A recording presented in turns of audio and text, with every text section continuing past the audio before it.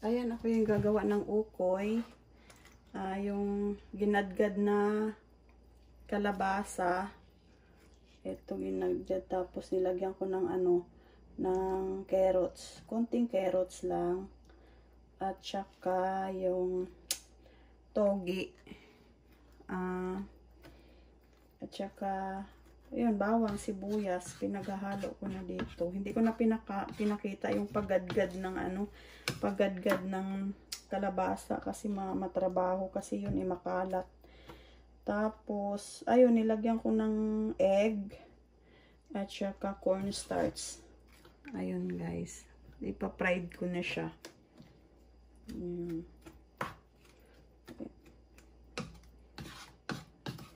Ayan. Togi. Yan, bumili ako sa Young's ng togi. Yan, sa Asian store. Tapos, ito, pang lagay ko sa pang toppings ko siya. So, papakita ko kung paano ipiprito. Tapos, ilalagay ko siya. Dapat,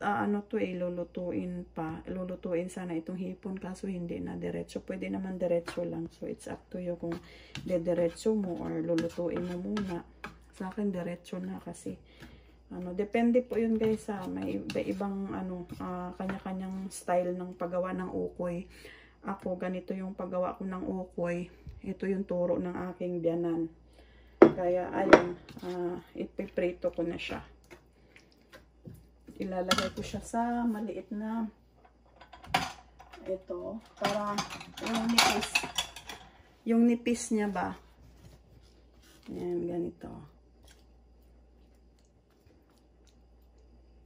Ayan.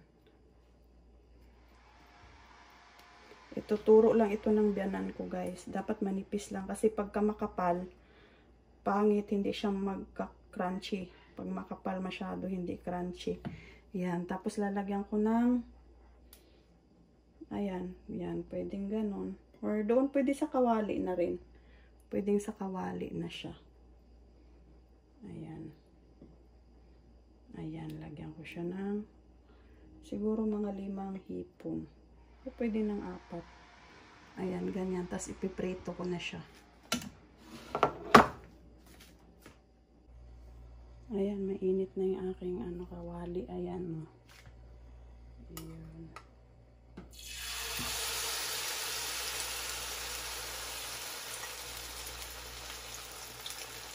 Diba? Tignan natin yung apoy. Baka masunog.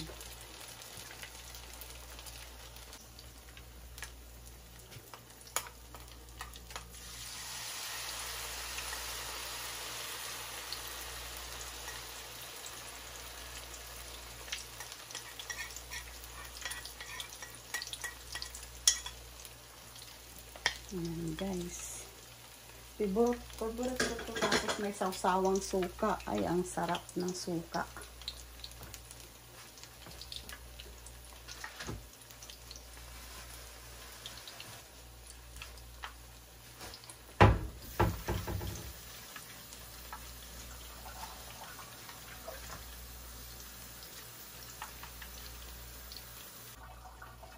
Ayan, iaan natin to. Ay, hindi pa siya.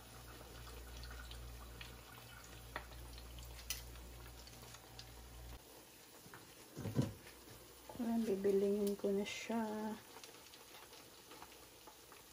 Bilikit. Nagpapon yan.